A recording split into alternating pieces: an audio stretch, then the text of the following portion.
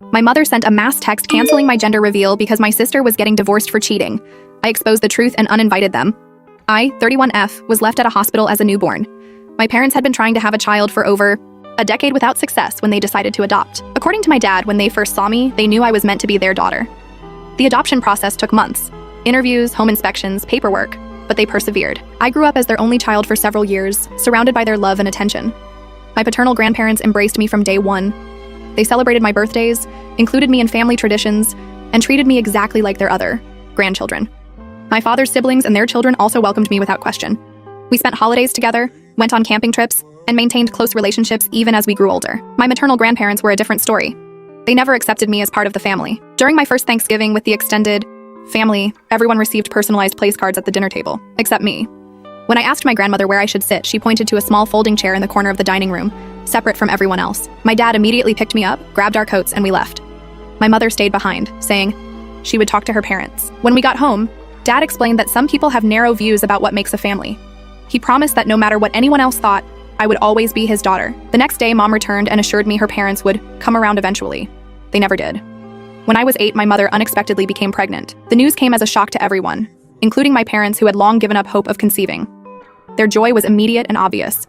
I noticed how my maternal grandparents reacted to the news, calling it a miracle and suddenly becoming more interested in visiting our home. I started having nightmares about being sent back to the hospital. One morning, after waking up crying, my parents sat me down and assured me that I would always be their first daughter. Dad emphasized that family isn't about blood, but about love. Mom suggested I could help decorate the nursery and become a big sister. The idea of having a sibling eventually grew on me. Hannah was born in spring. I remember standing on my tiptoes beside the hospital bed to see her tiny face.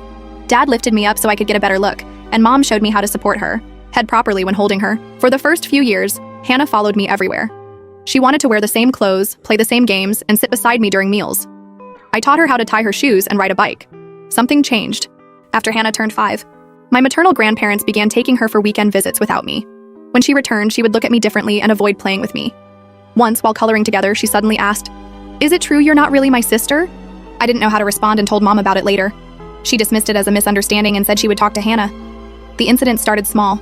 My homework assignments disappeared from my backpack. My favorite sweater went missing before school picture day. When I mentioned these things to my parents, they suggested I was becoming forgetful or disorganized. Then I noticed my toothbrush was wet every morning, even though I hadn't used it yet. I started keeping it in my bedroom instead of the bathroom. One day after school, I found Hannah in my room applying my new makeup all over her face and the carpet. When I asked what she was doing, she smirked and continued rubbing eyeshadow into the rug. I called for Mom, who came upstairs and gasped at the destruction. Nearly $200 worth of products I had saved for months to buy were ruined. I was just playing, Hannah said. Mom sighed and told me not to overreact about just makeup, while helping